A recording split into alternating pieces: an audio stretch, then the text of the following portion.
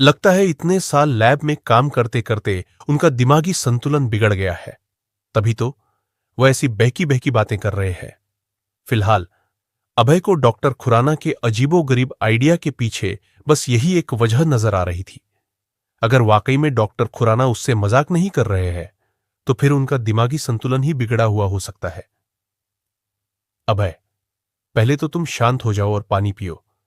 देखो, मुझे पता है कि इस समय तुम यही सोच रहे होगे कि मैं पागलों जैसी बात क्यों कर रहा हूं, लेकिन पहले मेरी बात पूरी तो सुन लो और फिर फैसला करो कि तुम्हें क्या करना है।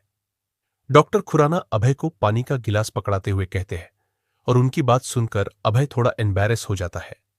एक पल के लिए तो उसे ऐसा लगता है कि डॉक्टर खुराना लोगों के ख्याल भी पढ़ लेते हैं।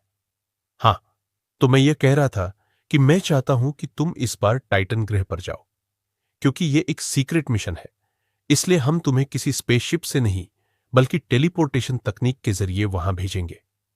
अब तुम पूछोगे कि यह क्या होती है, तो यह एक ऐसी तकनीक है जो एक हेलमेट और मशीन के जरिए तुम्हें एक ग्रह से दूसरे ग्रह पर ले जाएगी, और इसके लिए तुम्हें किसी स्पेसशिप की भी जरूरत नहीं पड़ेगी। तकरीबन 100 साल की रिसर्च और मेहनत के बाद हमारे साइंटिस्ट ने इस तकनीक की खोज की है। डॉक्टर खुराना अभय को समझाते हुए कहते हैं, और अभय ध्यान से उनकी बात को समझने की कोशिश करता है। ये नई तकनीक, नई खोज और अपनी प्रॉब्लम सॉल्व करने के लिए एक नई दुनिया में जाने का आइडिया। क्या डॉक्टर खुराना के पास सच में कोई टेक्नोलॉजी है